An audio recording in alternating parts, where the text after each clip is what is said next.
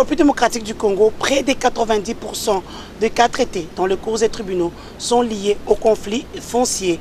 Un chiffre qui fait froid dans le dos et qui ne favorise ni la cohésion sociale ni la cohésion nationale. C'est ainsi que chaque semaine, le professeur Robert Mbingabila, ministre des Affaires foncières, une fois, peut-être 2 fois et même 3 fois, entre dans vos maisons afin de vous informer sur les questions liées au foncier.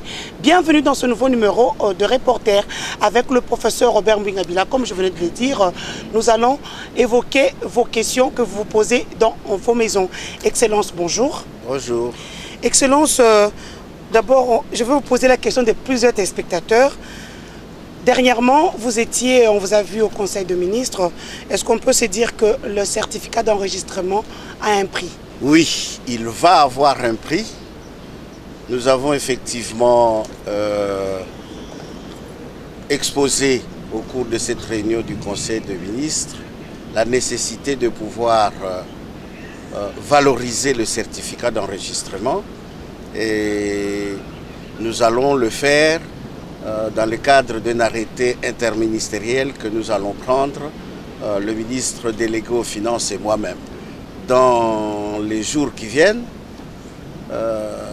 chers compatriotes, vous serez informés du coût exact du certificat d'enregistrement.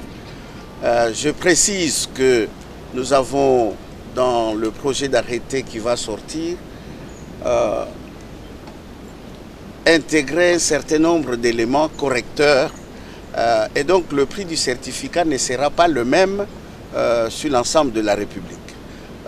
Lorsque vous êtes dans une zone catégorisée, par exemple zone A, c'est-à-dire une zone urbaine bien aménagée, le coût du certificat sera légèrement plus élevé que si vous êtes dans une zone rurale, par exemple. Ça, c'est un premier élément d'information. Le deuxième élément d'information, c'est que le coût du certificat dépendra également de la destination de votre immeuble. Si vous avez une résidence, le coût du certificat sera légèrement plus bas que celui qui a, par exemple, un immeuble qu'il exploite commercialement. N'est-ce pas? Ça peut être un hôtel, ça peut être des bureaux qui sont offerts à des locataires, ça peut être justement un immeuble à appartement. Donc, selon que c'est une résidence propre à vous ou c'est un bâtiment que vous exploitez, le coût du certificat sera également différent. Troisième élément de différenciation, ce sera le nombre de niveaux. N'est-ce pas? Si vous avez une résidence avec un seul niveau, eh bien, le coût du certificat sera également légèrement plus bas que celui qui a une résidence mais avec 2 ou 3 niveaux. Donc ce sont des éléments que nous allons prendre en compte, que nous allons intégrer dans l'arrêté et le montant sera donc fonction de ces différents critères. Mais je peux annoncer officiellement que dans les jours à venir, le coût du certificat va être publié une fois que le collègue de Finances et moi-même nous aurons signé l'arrêté fixant ces coûts. Excellence, on va commencer par les questions de nos téléspectateurs. Il y a aussi plusieurs téléspectateurs qui ont posé la même question. Je suis aussi tentée. Il y a M. Vuidi de Kinshasa qui veut savoir en vertu de quel titre M. Mokonzo est devenu propriétaire du terrain de plus de 65 hectares à Kingabwa. Est-il légal d'acquérir une parcelle sur ce site? Bien, je remercie M. Vuidi pour cette question-là et je voudrais dire à tous nos concitoyens, particulièrement ceux de Kinshasa et de Kingabwa, que M. Mokonzo est un faussaire. C'est un ancien agent des affaires foncières qui a subtilisé un arrêté du ministre des Affaires foncières qui créait des parcelles d'1 hectare et monsieur s'est amusé à pouvoir modifier cet arrêté en mettant 100 hectares à la place de 1 et il a 5 arrêtés. Ça veut dire qu'en principe ce n'est pas 65 hectares qu'il prétend détenir, c'est plutôt 500 hectares. Je voudrais dire à tous nos concitoyens que c'est un faussaire Parce que la loi foncière ne permet pas au ministre des Affaires foncières de pouvoir signer un contrat ou un arrêté pour cette superficie de 100 hectares. Donc, le ministre ne pouvait pas le faire connaissant la loi. Les 100 hectares, c'est M. Mukonzo qui a ajouté des zéros. Donc, en réalité, falsifier l'arrêté du ministre.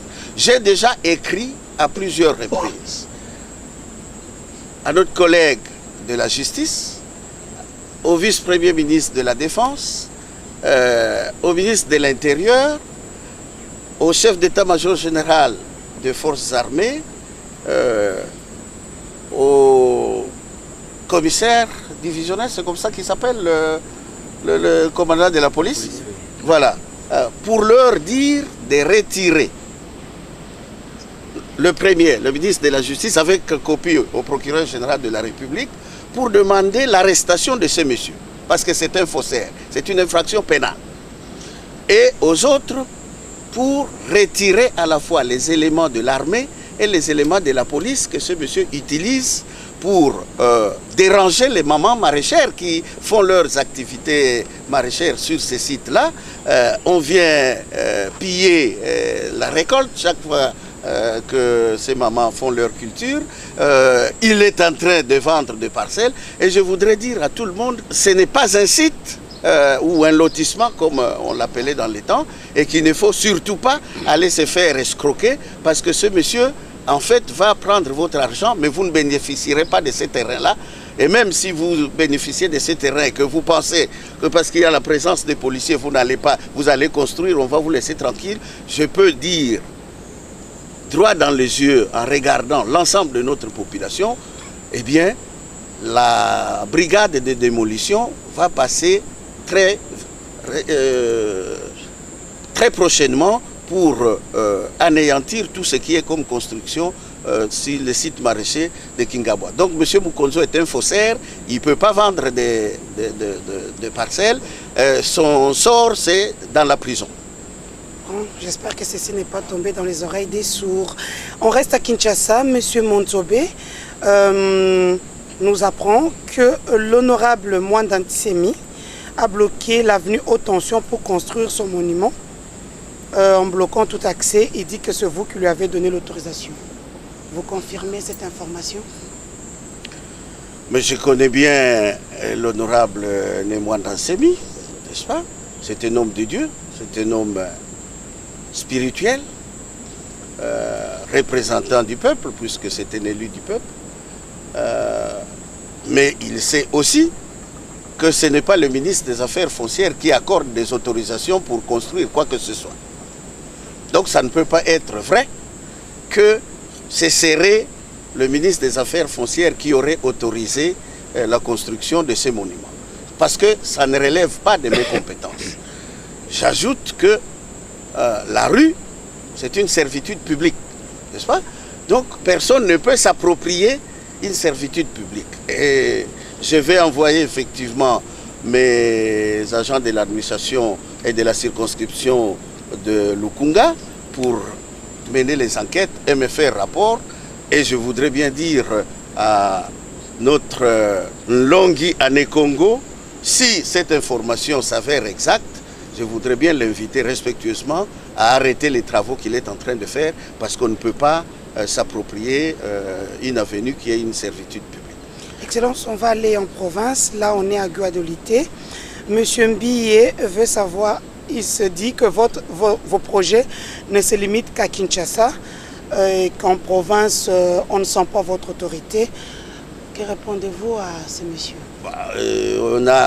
Il sait qu'il existe des ministres provinciaux qui sont ceux dont la compétence se limite à la province de l'Équateur. Le ministre que je suis a une compétence sur l'ensemble du territoire national. Ce n'est pas parce que je n'ai pas encore été dans la province de l'Équateur qu'il faut se dire que les actions que nous menons se limitent à Kinshasa.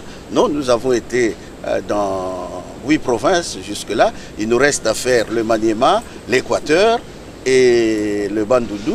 Je voudrais bien dire à notre ami de pouvoir prendre un peu patience. En tout cas, nos prochaines descentes sur terrain dans les provinces, prioritairement, nous ferons ces 3 provinces-là dans lesquelles nous n'avons pas encore été. Mais tout ce que nous décidons, tout ce que nous prenons comme décision, tout ce que nous prenons comme acte, eh bien, ça s'applique sur l'ensemble du territoire, donc y compris Guadeloupe. Excellence, on va à Kisangani. Monsieur David s'est dit, que dire des agents du cadastre qui vendent volontairement des terrains à 2 personnes et créent un conflit foncier? J'ai souvent expliqué et dit, il est évident que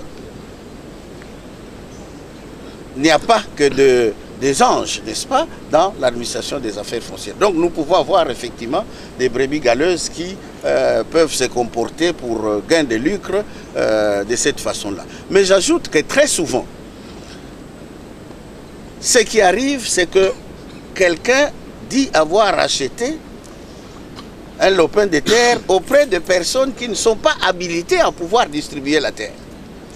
Lorsque vous avez acheté auprès de personnes qui ne sont pas habilitées à distribuer la terre, l'administration des affaires foncières est censée ne pas savoir que vous avez fait cette transaction-là.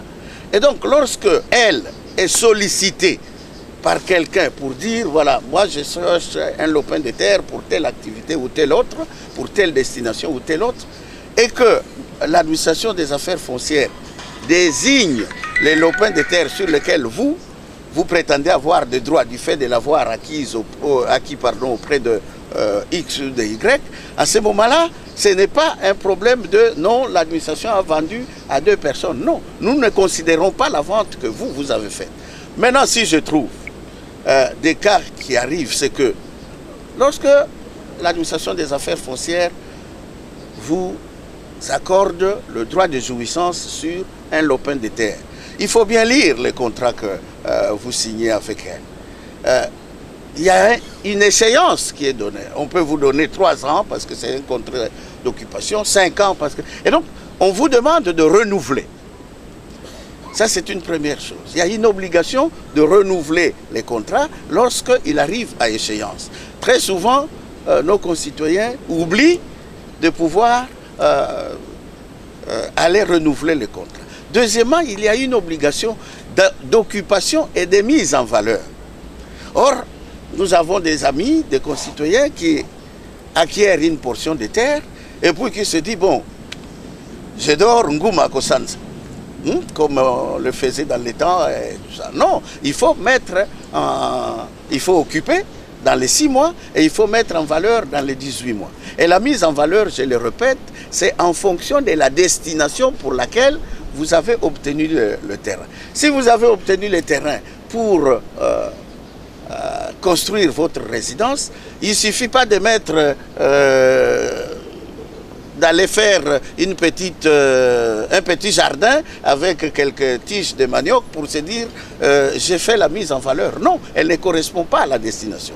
Donc il arrive effectivement que soit par défaut de renouvellement, soit par défaut d'occupation et de mise en valeur, que l'administration des affaires foncières récupère dans le domaine privé de l'État les terrains qu'il vous a concédés. N'est-ce pas? À ce moment-là, évidemment, ils vont l'attribuer à une personne qui, elle, est en mesure de pouvoir à la fois occuper et mettre en valeur. Donc ce n'est pas à 2 personnes à la fois qu'on va vendre ça. Vous, en fait, on vous retire le droit de jouissance que vous aviez parce que soit vous n'avez pas renouvelé, soit vous n'avez pas occupé et mis en valeur. N'est-ce pas? Mais j'admets qu'il existe effectivement aussi des agents dans l'administration des affaires foncières qui, pour des raisons diverses, font des abus, commettent des abus. Mais lorsque nous sommes informés de cela, les enquêtes faites prouvent effectivement qu'il y a eu un comportement fautif, eh bien l'agent est sanctionné. Excellence, on va entrer dans des dossiers de succession. Donc, on a pu regrouper quelques cas. Il y a quelques Congolais de l'étranger qui veulent savoir, en fait, ils sont 12 dans la famille et 4 sont ici en RDC. Ils ont vendu, les 4 qui sont ici ont vendu la parcelle de leur père. Maintenant, il y a 12 ans. Est-ce qu'ils peuvent récupérer cela? Et il y a Madame Sophie de Mbandaka qui veut aussi savoir, ils sont 5 dans la famille, ils veulent vendre l'immeuble de leur papa, mais les 4 sont pour, 1 est contre. Comment ça va se passer dans ces cas? Bon, pour les amis, la vente a eu lieu il y a 12 ans. Oui. Et c'est maintenant qu'ils se réveillent pour savoir ce qu'il faut faire. Je pense que je n'ai pas des textes de droit là-dessus, mais il faut faire attention parce qu'il y a des délais de prescription. Donc il est peut-être possible que l'opposition, ils vont la faire maintenant alors qu'eux ont déjà vendu. Le monsieur qui a acheté a déjà obtenu les titres de propriété et a peut-être déjà revendu à d'autres. C'est difficile. En principe,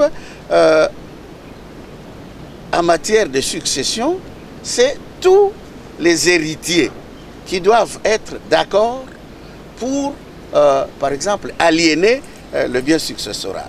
Donc je viens à la question de Madame Sophie de Mbandaka. Oui, malheureusement, vous êtes 4 à être d'accord, il y en a un qui n'est pas d'accord, eh bien, tant que lui n'est pas d'accord, il fait opposition, la vente ne pourra pas se faire et nos services ne pourront pas, même si vous faites la vente, ne donneront pas, ne feront pas la mutation en faveur de votre acheteur parce qu'il y a une opposition qui est faite par l'un des héritiers. Donc il faudrait plutôt ils doivent les convaincre à accepter de faire cette vente pour que effectivement tous soient d'accord, que la vente se fasse et que alors notre administration, en l'absence de toute opposition, puisse procéder à la mutation en faveur de l'acquéreur. Excellence, on va rentrer à Kinshasa. Monsieur Alain a suivi le numéro de la fois passée. Il a vu comment les images sur la cité de Bouma, où habite Papa Gizenga. Il dit qu'il a acheté un terrain, mais auprès des chefs coutumiers.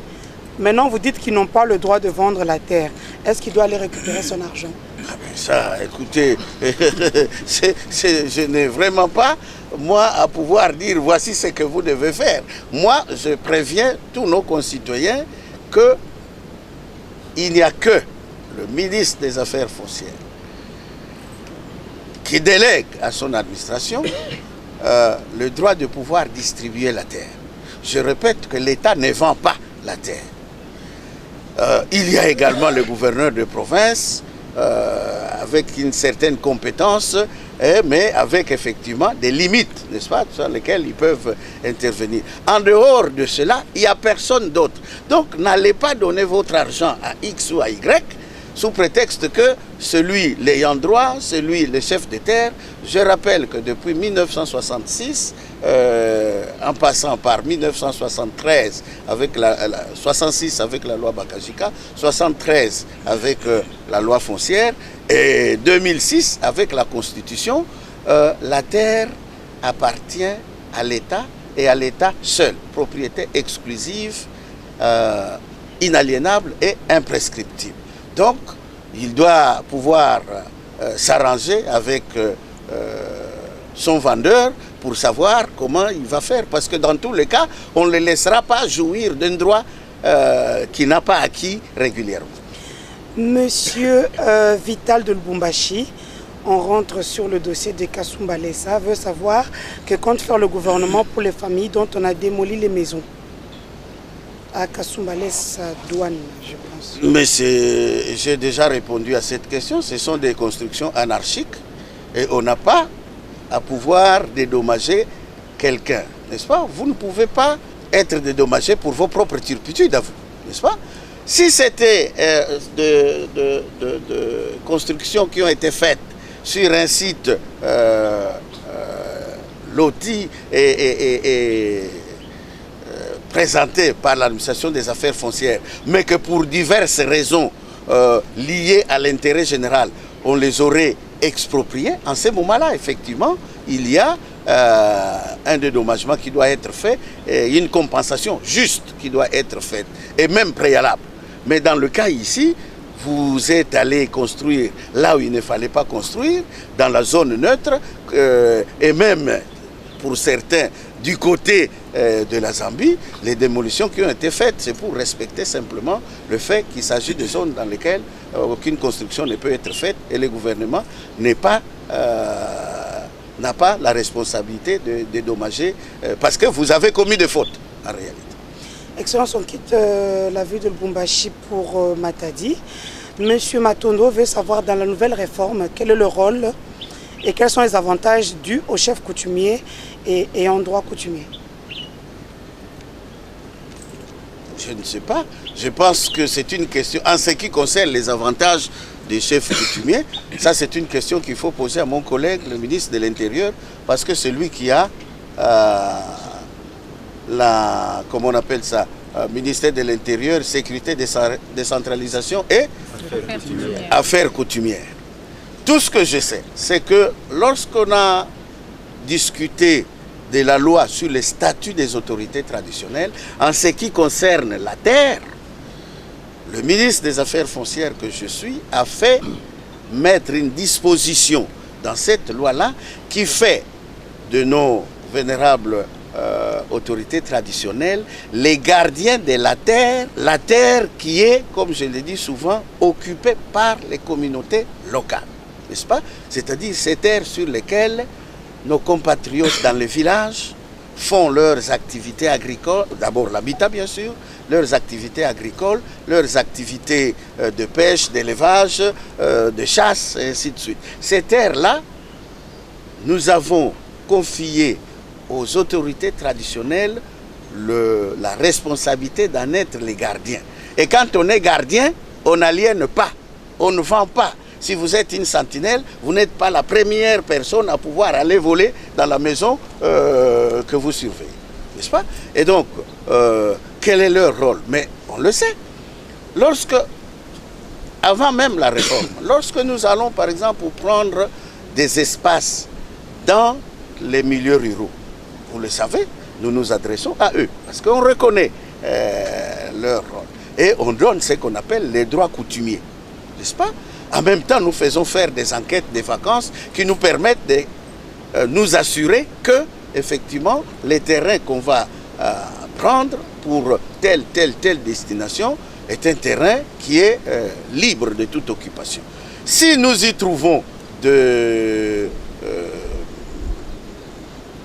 par exemple des champs, des villageois ou des activités comme ça, eh bien, je prends le camp de Bukangalonzo, n'est-ce pas? Le cas, pardon, de Bukangalonzo. Nous avons fait sur 80 000 hectares le parc agro-industriel de Bukangalonzo, n'est-ce pas? Bien entendu, dans ces 80 000 hectares, tout n'est pas vide. On a des plantations, on a des... Et donc, ce que nous avons fait, c'est d'identifier toutes les activités et toutes les occupations qui sont là. Et effectivement, nous avons signé un arrêté pour la compensation, n'est-ce pas? Donc, je dis bien, nos chefs traditionnels, on ne les exclut pas de toute la gouvernance foncière. Tout ce qu'on leur dit, c'est qu'ils ne sont pas habilités à vendre la terre, comme ils le font aujourd'hui. Monsieur le ministre, on quitte à l'ouest du pays pour rentrer à l'est.